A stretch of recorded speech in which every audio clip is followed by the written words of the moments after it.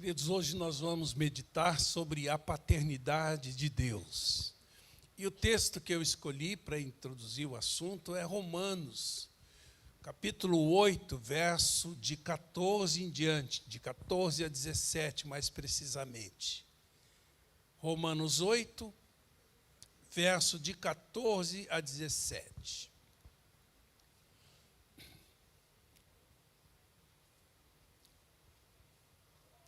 Senhor, em nome de Jesus, fala conosco hoje. Toca no nosso espírito, nas nossas emoções, na nossa vontade. Edifica a nossa fé através da Tua palavra. Eu particularmente te peço que o Teu poder se aperfeiçoe na minha fraqueza. Que eu possa dizer, como Paulo, quando penso que sou fraco, sou forte. Ofereço a Ti meu coração quebrantado, minha disposição em ser havido como bênção nas mãos do Senhor nessa manhã. E peço a Tua assistência do Espírito Santo sobre a minha vida. Oro por cada vida aqui presente, Senhor, que Tu dês uma boa mente, bom coração, um espírito ávido para receber aquilo que vem de Ti nessa manhã, para que saiam daqui edificados em fé. Em nome de Jesus e para a glória dEle. Amém, Senhor. Porque todos os que são guiados pelo Espírito de Deus, esses são filhos de Deus. Porque não recebestes o espírito de escravidão para outra vez estardes em temor ou medo, mas recebestes o espírito de adoção e filhos, pelo qual clamamos, Abba, Pai. O mesmo Espírito testifica com o nosso espírito de que somos filhos. E se somos filhos, somos também herdeiros, herdeiros de Deus e co-herdeiros com Cristo. Queridos, a paternidade de Deus é mais do que uma doutrina, é uma experiência transformadora. A ideia de Deus como Pai é uma das revelações mais preciosas das Escrituras. Mas precisa ser mais do que uma confissão teológica. Deus é Pai. Não somente isso. Precisamos trazer essa realidade para as nossas emoções, para os nossos sentimentos. Por exemplo, a pessoa pode afirmar teologicamente a paternidade de Deus, mas não vê-lo como pai e não ver-se como filho ou filha.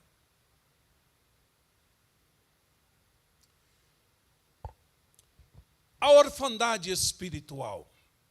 Irmãos, no Brasil há milhares de órfãos, alguns por morte do pai, outros por abandono ou ausência emocional. Há muitos cujos pais estão fisicamente vivos, mas emocionalmente distantes.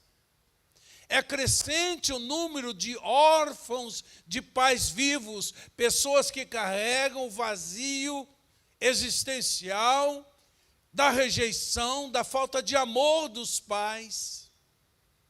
A orfandade não se limita apenas à ausência física dos pais, ela é também emocional e afetiva.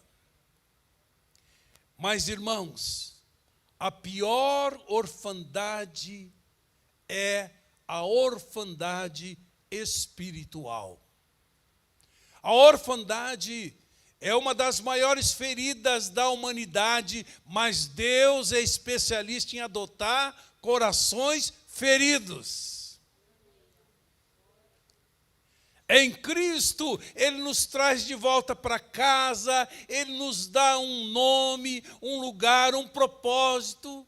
Veja o que diz a palavra em 2 Coríntios, capítulo 6, verso 12. Eu serei para vós pai, e vós sereis para mim filhos e filhas, diz o Senhor Todo-Poderoso. Então, neste sentido, a paternidade de Deus é a resposta divina para a orfandade humana. Ele não apenas nos cria, Ele nos adota, Ele nos chama de filhos e nos acolhe em sua família. Agora eu gostaria de falar sobre a projeção do Pai terreno no Pai celestial. Queridos, uma das maiores dificuldades espirituais do ser humano é enxergar Deus como Pai. Todos nós aprendemos sobre a paternidade primeiro com os nossos pais. Ou seja, o Pai terreno é a primeira referência de paternidade para nós. E o coração humano tende a projetar essa referência em Deus. Infelizmente, o ambiente familiar, que poderia ser nutridor, passa a ser tóxico. Que poderia ser terapêutico, pode se tornar adoecedor, dependendo da paternidade nele exercida. Então, o que eu quero dizer, irmãos, é que a experiência com o Pai terreno pode influenciar positiva ou negativamente a percepção do Pai espiritual. A maneira como você enxerga seu Pai terreno pode distorcer ou iluminar a forma como você vê o seu Pai espiritual. Por isso, muitos cristãos têm dificuldades em se aproximar de Deus como Pai. Vou dar aqui alguns exemplos de projeção para você compreender essa minha afirmação. Alguns o veem como distante, porque tiveram pais ausentes, indiferentes. A pessoa pensa, Deus está longe, Ele não se importa comigo. Outros o veem como severo e punitivo, sempre pronto a punir, porque cresceram sob a rigidez de um pai autoritário, crítico. Outros o concebem como um Deus com variações de humor, que às vezes ama, outras vezes não, em razão da instabilidade do pai que tiveram. Outros que tiveram um pai perfeccionista, exigente, acham que precisam merecer o amor de Deus, porque sempre viveram tentando conquistar a aprovação do pai que exigia desempenho. Acham que Deus só os ama quando dão certo. E alguns que tiveram um pai permissivo revelam dificuldade em aceitar a disciplina de Deus. Outros que tiveram um pai que não cumpria o que prometia, têm dificuldade em crer nas promessas de Deus. São só alguns exemplos. Você entendeu? Amém? Agora eu quero falar de verdades que podem curar essa projeção. Precisamos entender que Deus não é uma versão melhorada do nosso Pai terreno. Ele é a perfeição da paternidade. Nossos pais terrenos, mesmo os melhores, são limitados, imperfeitos, por isso falham. Deus não. Ele é o padrão perfeito da paternidade. Deus é o Pai que acolhe os órfãos de alma. Ele cura as feridas causadas pelo abandono, pela rejeição, pela falta de amor. Esse texto me toca muito, Salmo 27:10. Ainda que meu pai e minha mãe me abandonem. Quando um pai e uma mãe abandonam um filho, algo de cruel, de terrível está acontecendo. Ainda que socorra, o Senhor me acolherá. Amém, queridos? Então, quando o amor do Pai Celestial cura a imagem do Pai terreno, nós deixamos de viver como órfãos e passamos a viver como filhos seguros, amados, livres. Agora eu quero falar um pouco sobre o desenvolvimento do conceito da paternidade de Deus. A paternidade de Deus teve um desenvolvimento progressivo ao longo das escrituras bíblicas. No Antigo Testamento, Deus era chamado de Pai de Israel como nação. Ele protegia, cuidava, guiava o seu povo. E a percepção era coletiva, não era pessoal. Então a ênfase era na aliança que Deus tinha com o seu povo. Santidade de Deus, transcendência de Deus, soberania de Deus. Mas não era uma relação de proximidade, nem de intimidade com Deus e o indivíduo, porque era uma relação distante. Por exemplo, nenhum israelita orava clamando a Deus de meu Pai. Mas, no Novo Testamento, especialmente em Jesus, essa compreensão mudou. Em Jesus, nos tornamos filhos de Deus. João capítulo 1, verso 12, mas a todos quantos o receberam, a saber, Jesus, Deus deu-lhes o poder de serem feitos filhos de Deus, a saber, os que creem no seu nome, os quais não nasceram da carne, nem da vontade da carne, nem da vontade do varão, mas de Deus.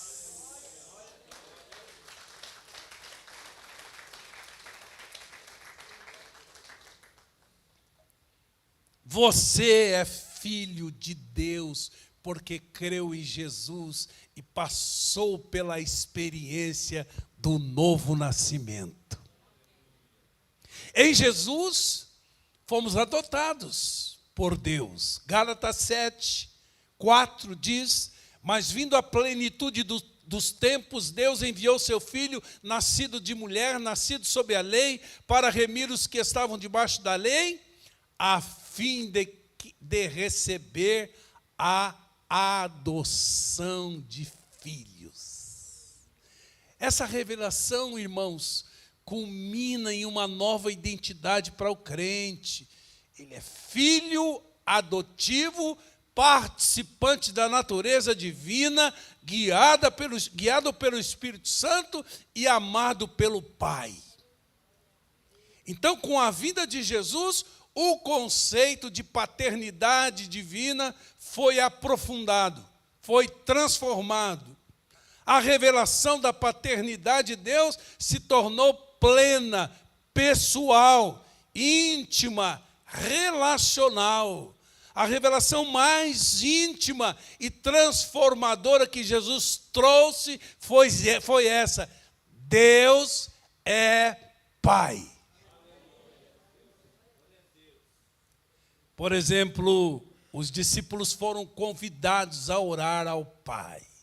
Pai nosso que está nos céus. Essa é uma compreensão íntima, pessoal, relacional e experiencial. E por último, queridos, quais as implicações da paternidade de Deus para a nossa vida pessoal? Quando o concebemos como pai e vemo-nos como filhos, a relação de medo passa a ser uma relação de confiança.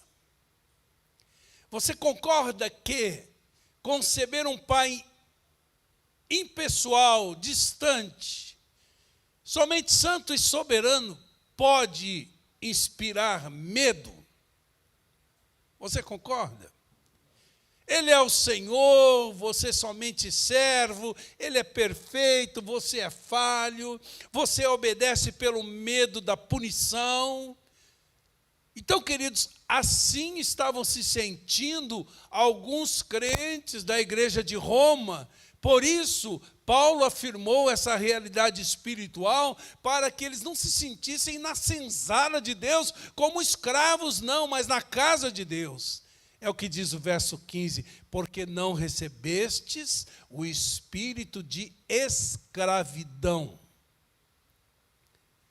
para outra vez estardes em temor, mas recebestes o espírito de adoção e filhos, pelo qual clamamos, Abba, Pai. Com essa revelação, irmãos, Paulo estava querendo que eles vivessem com segurança no amor do Pai e que o relacionamento com Deus não fosse marcado pelo medo. O Espírito Santo nos liberta das falsas imagens de Deus e nos ajuda a chamar a Deus de Abba. Termo usado por Jesus em Marcos 14:36, Abba, Pai, tudo te é possível. Abba é um termo aramaico que expressa intimidade filial. Seria papaizinho. Ou como se diz no norte, painho. Então, se você vir alguém chamando Deus de papaizinho, não se escandalize, é Abba. Estamos autorizados. Assim é que Paulo e Jesus introduzem um relacionamento de intimidade, de confiança filial, algo totalmente novo aos judeus da época. Então, queridos, nós estamos sendo convidados a não temer, mas a nos aproximar com confiança como filhos amados, chamando-os de Pai. Essa realidade muda tudo, muda a maneira como oramos, como vivemos e como enfrentamos os desafios. Como filhos, não vivemos mais com medo, mas com a certeza de que somos amados incondicionalmente.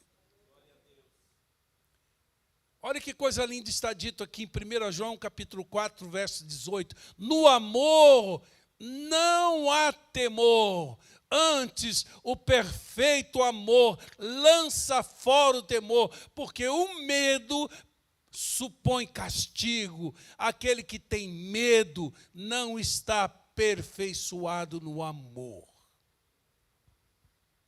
Eu nunca quis que a Rebequinha sentisse medo de mim, mas um respeito, uma reverência, uma admiração. É assim, queridos, que deve ser nosso relacionamento com Deus. Filhos vivem na liberdade da graça, não por medo do castigo.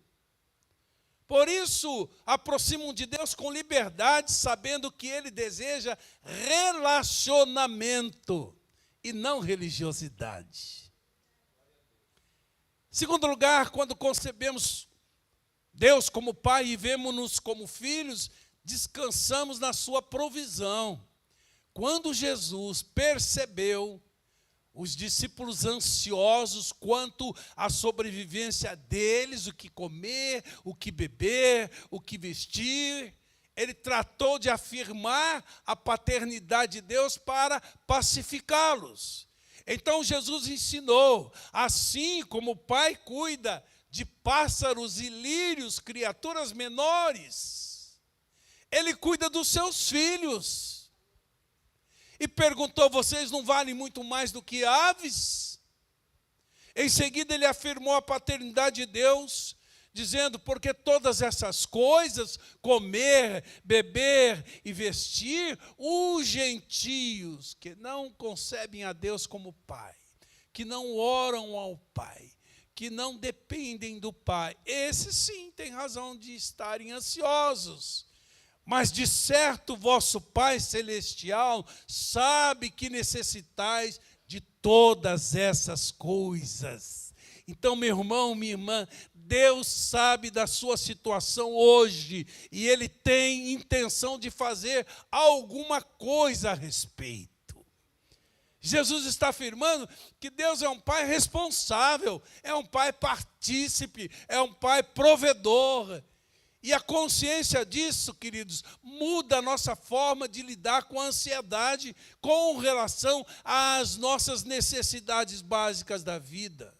O pai cuida dos detalhes da vida, o pão, o trabalho, a saúde. Amém, amados? Por isso você pode viver com confiança na provisão de Deus. Terceiro lugar, quando concebemos como pai e vemos-nos como filhos, temos a nossa identidade reafirmada. 1 João 3,1 diz: vede quão grande amor nos tem concedido o Pai, que fôssemos chamados filhos de Deus. Identidade afirmada. Somos, como disse, adotados por Deus.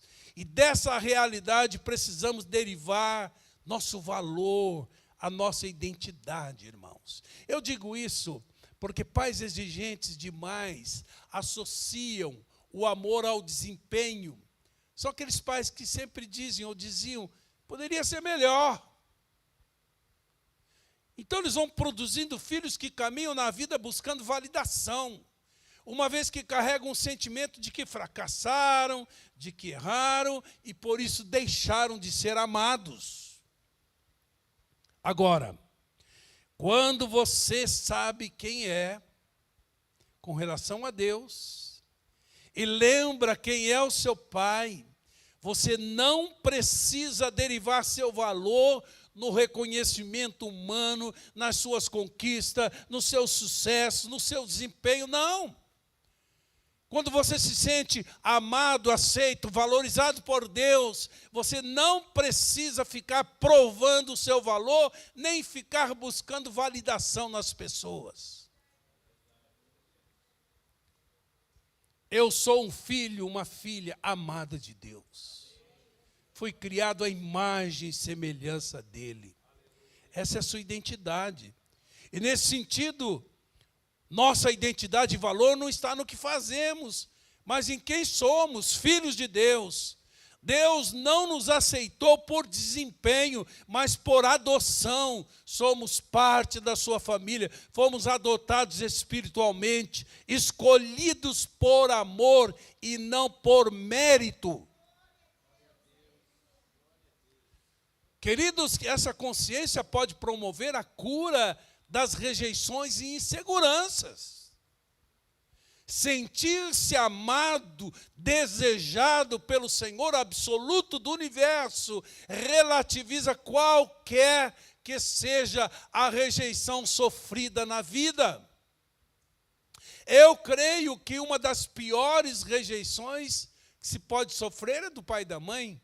Os irmãos viram o texto que eu li?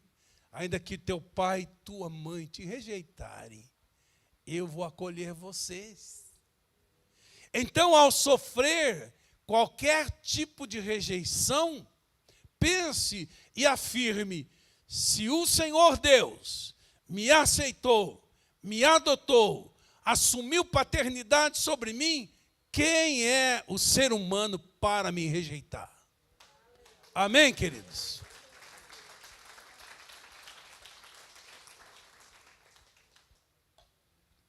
Quarto lugar, quando concebemos como pai e vemos-nos como filhos, vivemos em obediência amorosa.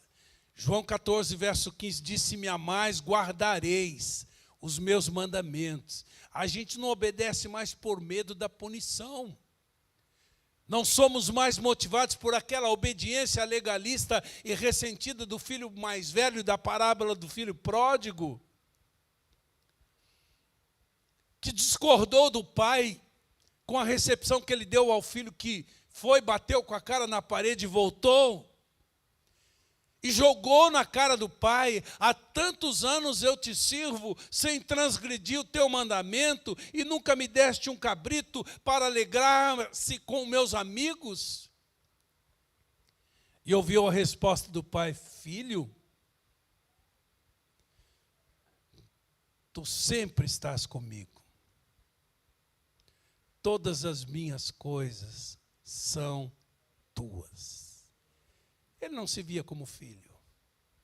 Ele se via como um dos empregados.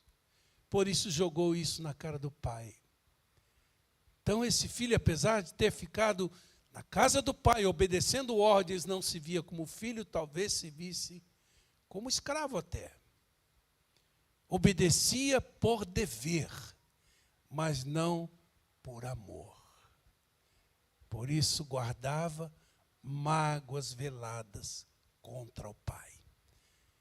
Você acredita que é possível guardarmos mágoas veladas contra Deus? É possível. Quinto lugar, quando concebemos como pai, vemos-nos como filhos, desfrutamos da bênção de viver em família. Deus desejou uma família e você foi criado para fazer parte dela. Efésios capítulo 2, verso 19 diz: portanto, já não sois estrangeiros, mas concidadãos dos santos e membros da família de Deus. A vida cristã não consiste somente em crer, irmãos, mas também em pertencer. Você crê em Jesus e passa a pertencer à sua família. Então, ser filho de Deus é também fazer parte de uma família espiritual. E Deus, que nos criou como seres gregários relacionais, que têm fome de afetividade, de relacionamentos, nos deu uma família abençoada. Você acredita? Você crê? Que nos acolhe, onde ganhamos outros pais, outras mães, outros irmãos, outros filhos. Na família de Deus encontramos encorajamento, apoio, solidariedade, aceitação, proteção espiritual. Salmo 68, verso 6 diz: Deus faz o solitário habitar em família. Olha para o lado aí, olha a tua família aqui. É tua família. Em viagem, eu dei a minha insulina para ser colocada na geladeira, colocaram no congelador. Insulina congelada não serve para mais nada. E eu estava na metade da viagem. E eu só comentei com um pastor assim: congelaram minha insulina. Irmãos, no outro dia, a igreja, uma das igrejas que nos recebeu, se mobilizou e fez chegar a mim as insulinas, sem que eu pedisse. Só ficaram sabendo. Minha família, meu irmão. Minha família pode estar lá do outro lado do mundo. Amém? O Eric e a Carol vão para Portugal, vão encontrar uma família, várias famílias lá, pais, mães, irmãos. Vocês não têm problema com isso. Amém? Louvado seja o nome do Senhor. Quando concebemos como pai e vemos-nos como filhos, estou acabando, viu, irmãos? Enfrentamos o futuro com esperança. Romanos 8,17, e se somos filhos, somos também herdeiros, herdeiros de Deus, co-herdeiros com Cristo. Então, queridos, como filhos, temos um futuro garantido, porque filhos podem viver com esperança e com os olhos na eternidade. Porque, como diz o texto, há uma herança prometida, a vida eterna, de glória, de comunhão eterna com o Pai, e essa herança está reservada para nós. Então, especialmente diante das lutas, das dificuldades, lembre-se disso, sua vida não é como um carro desgovernado, você não está aqui vivendo para ver no que vai dar, não, você sabe para onde está indo. E que o Pai tem uma herança preparada, a vida eterna com Ele. Então, quando você sentir desânimo, repita: sou herdeiro do Pai, há algo muito maior me esperando. Amém? Quando concebemos como pai e vemos-nos como filhos, nos abrimos para a correção, enxergando nela benefício. Hebreus capítulo 12, verso 6 diz, porque o Senhor corrige o pai que ama, o Senhor corrige o que ama, e açoita qualquer que recebe por filho. Se suportais a correção, Deus vos trata como filhos, porque que filho há que o pai não corrija? Eu sei que falar sobre disciplina hoje pode soar como um anacronismo. Eu sei que o espírito de época resiste por demais à ideia da disciplina. Mas a disciplina de Deus é um ato de amor.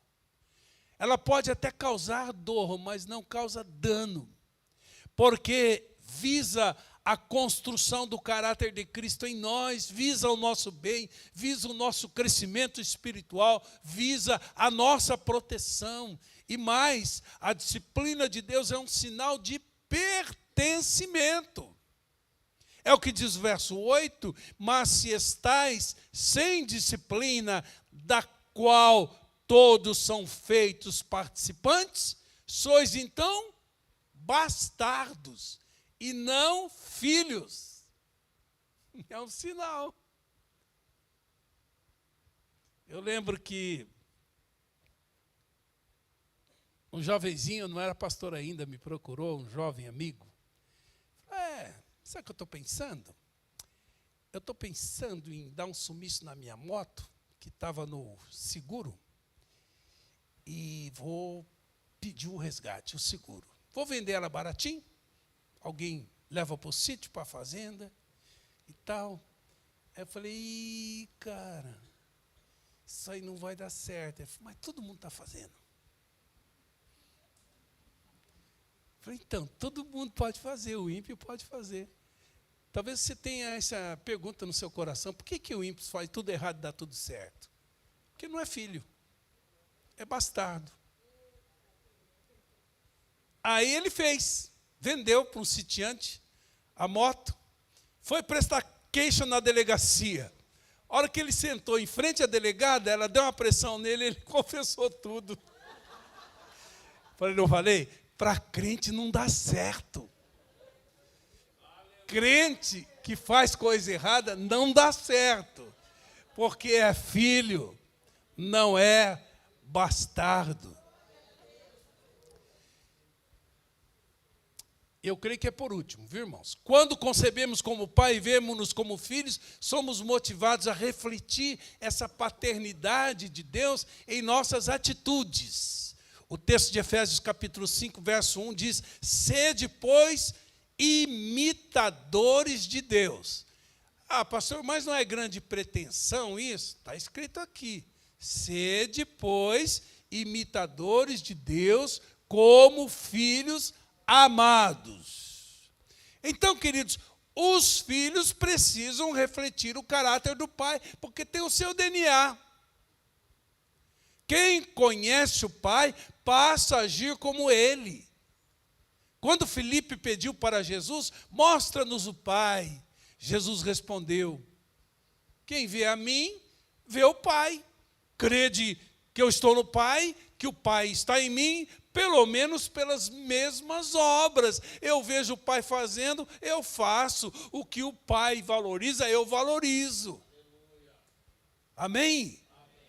Ou seja, ele refletia a paternidade de Deus em suas obras. Então, quando nós entendemos que Deus é o nosso Pai Celestial, aprendemos a cuidar como Ele cuida, a tornarmos-nos reflexos do amor dEle para as pessoas, para os amigos, para a família. Por exemplo, Jesus disse, bem-aventurados os pacificadores. Por quê? Porque serão chamados, é um reconhecimento, não é? Como se diz, tal pai, esse é a cara do pai. Amém, queridos? Então lembre-se, o propósito da sua vida é refletir o caráter do pai. A forma como amamos, perdoamos, cuidamos, precisa expressar a natureza de quem nos gerou espiritualmente. Onde você estiver, no trabalho, na família, na igreja, na escola, na faculdade, viva como um representante do Pai Celestial e faça a pergunta: o que significa hoje agir como filho do meu Pai Celestial neste lugar? Como eu posso honrar o meu Pai Celestial neste lugar, nesta circunstância? É a pergunta que se deve fazer, amém? Acabei. Vou tomar uma água. Fique de pé no seu lugar.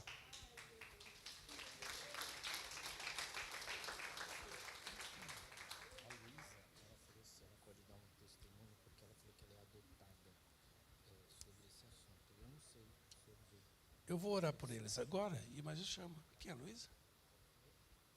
A Luísa, aquela nova esposa do Bruno. Ah, tá bom. Feche o seu olho.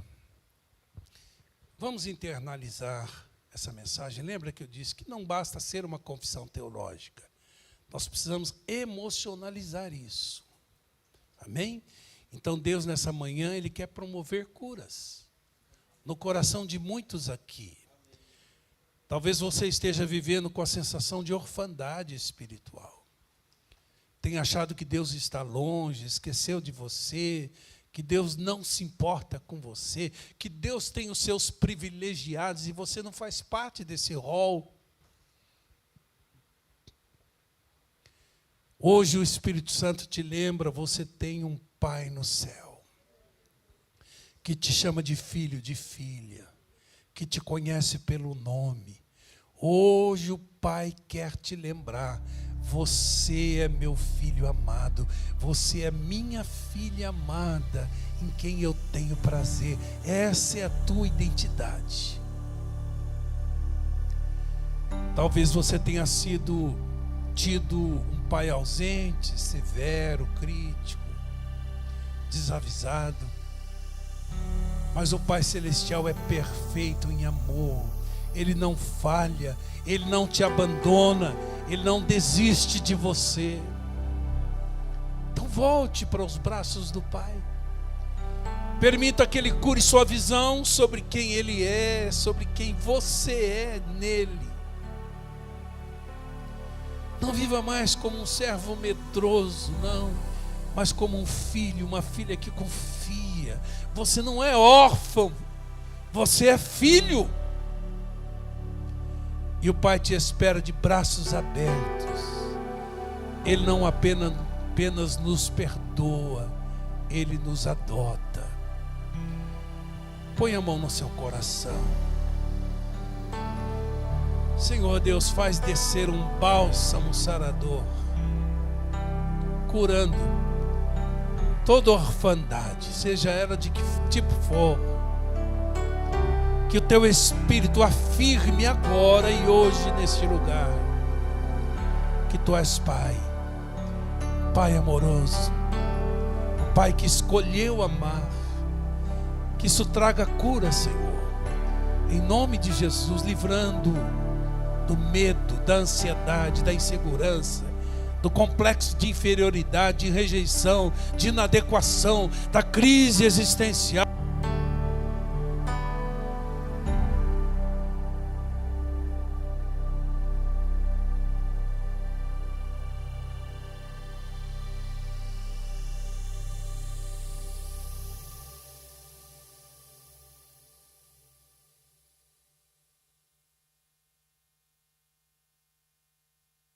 Vem Espírito Santo,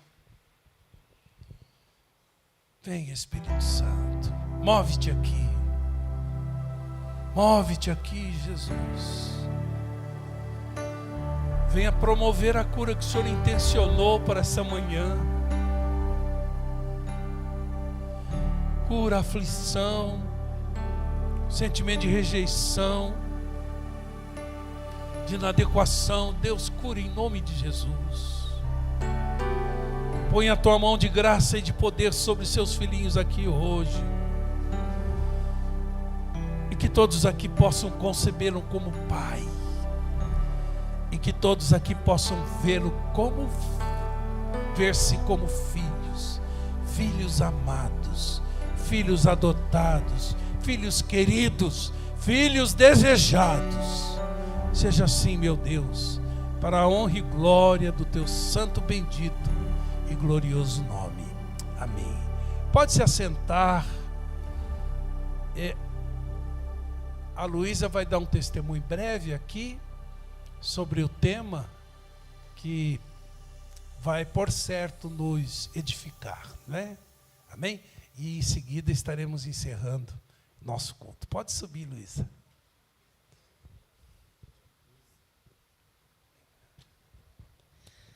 A paz, igreja. Amém. Minha família. É a primeira vez, pastor, que eu vou contar essa história no altar. Que Deus seja exaltado. Fui direcionada pelo Espírito Santo. Não sei porquê, a gente não entende os propósitos de Deus, mas talvez alguém aqui tenha que ouvir essa história hoje. Bom, eu sou filha adotiva. Fui adotada quando eu era ainda um bebê, na maternidade.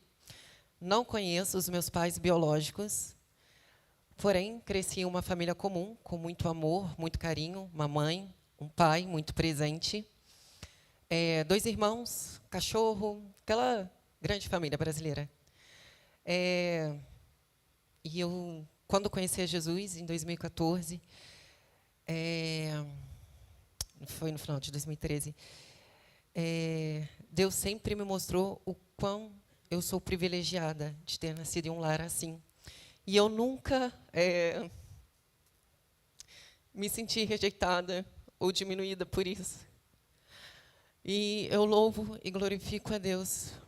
Porém, há 2 anos atrás, o meu pai faleceu e eu falei, como assim?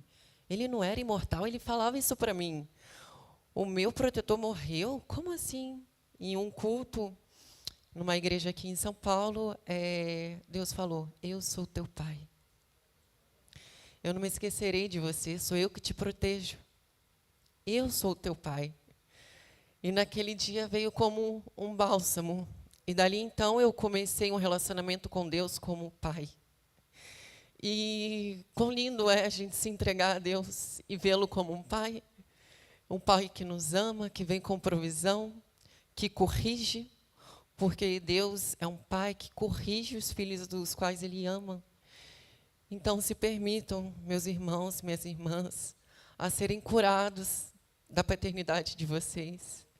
Porque eu só conheci a Deus como pai há 2 anos atrás, quando eu perdi o meu pai biológico, né? E eu queria ler esse Salmo 68:5.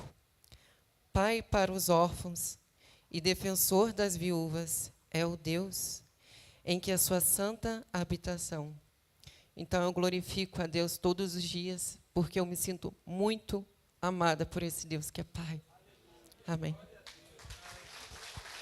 Amém. Glória a Deus.